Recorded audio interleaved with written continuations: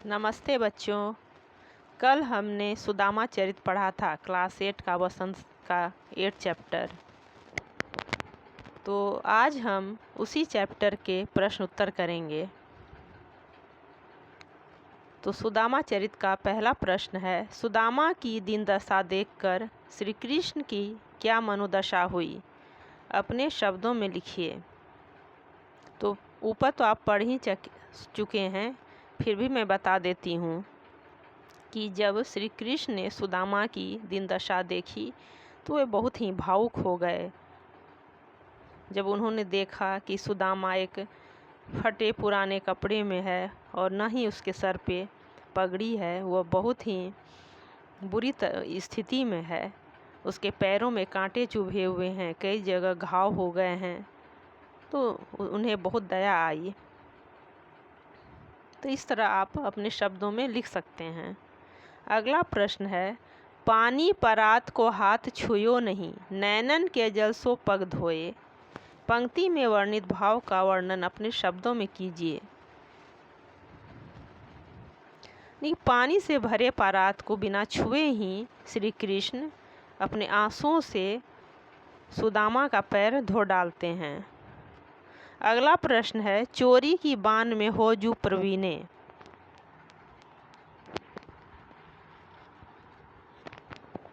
इसका पहला प्रश्न है, इसी से रिलेटेड है, उपर्युक्त पंक्ति कौन किससे कह रहा है?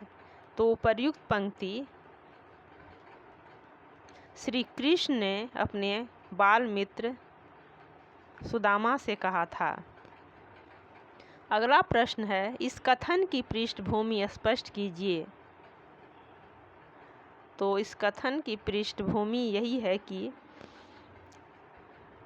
जब सुदामा श्री कृष्ण के महल में आते हैं तो वो अपने घर से थोड़ी सी चावल लेकर आए थे, पोटली में बांध करके उन्हें उनकी पत्नी ने दिया था, लेकिन वो संकोचवश अपने मित्र को नहीं दे पा रहे हैं।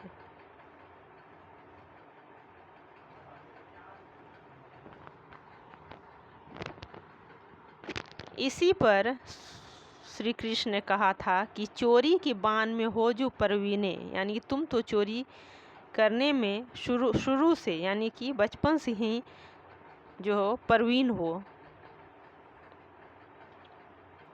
पहले भी जब गुरु माता चने खाने के लिए देती थी तो तुम मुझे चने नहीं देते थे और खुद खा जाते थे, और अभी भी जब भाभी मेरे लिए कुछ दी हैं पोटली में तो तुम मुझे नहीं दे रहे हो।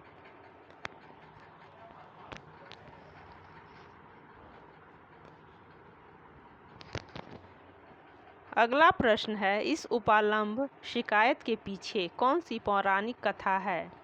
तो इसके पीछे पौराणिक कथा यही है कि जब गुरु माता चने देती थी खाने के लिए तो सुदामा सारे चने खुद खा जाते थे और श्री कृष्ण को नहीं देते थे। अगला प्रश्न है बच्चों, द्वारका से खाली हाथ लौटते समय सुदामा मार्ग में क्या क्या सोचते जा रहे थे?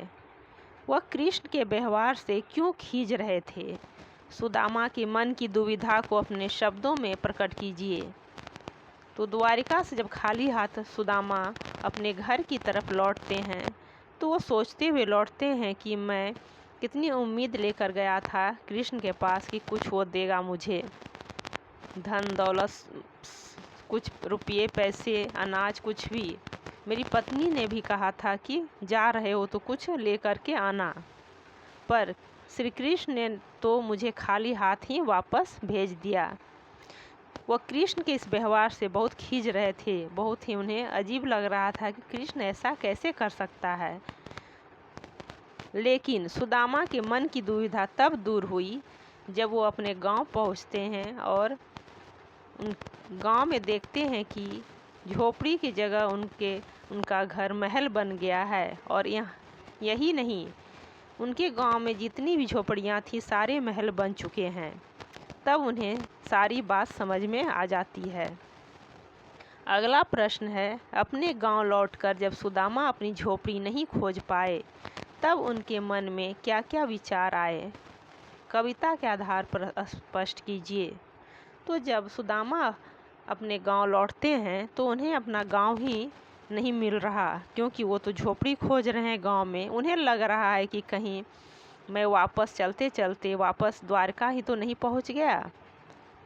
लेकिन जब वे अपने गांव पहुंचते हैं तो उन्हें झोपड़ी की जगह महल दिखाई देता है। और इतना ही नहीं, सारे गांव में जितनी भी झोपड़ियाँ थी सारे महल बन चुके हैं। उनके महल के आगे हाथी खड़ा है और हाथी को चलाने वाले भी खड़े हैं। तब उन्हें सारा माजरा समझ में आ जाता है। अगला प्रश्न है, निर्धनता के बाद मिलने वाली संपन्नता का चित्रण कविता की अंतिम पंक्तियों में वर्णित है, उसे अपने शब्दों में लिखिए। तो सुदामा पहले बहुत ही गरीब थे बच्चों, ये तो सभी को पता है। तो जब निर्धनता के बाद मिलने वाली संपन्नता का चित्रण, यहाँ कहने का मतलब है कि जब वो निर्धन थे, उसके बाद जब संपन्न हो गए, यानी कि जब वो श्री कृष्ण से मिलकर वापस अपने घर अपने गांव की तरफ आते हैं तो देखते हैं कि झोपड़ी की जगह महल खड़े हो गए हैं।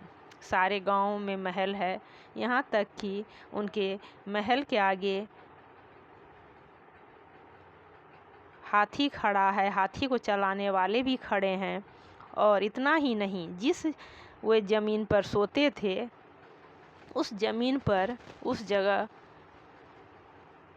मोटे मोटे गद्दों वाला पलंग लग गया है।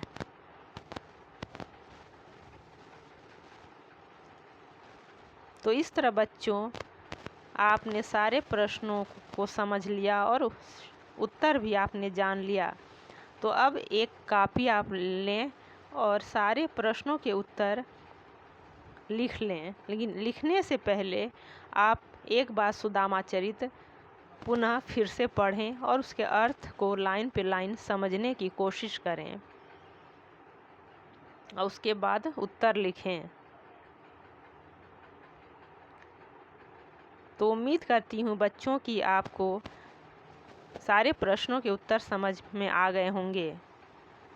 अब मिलते हैं अगले नए चैप्टर के साथ अगले दिन।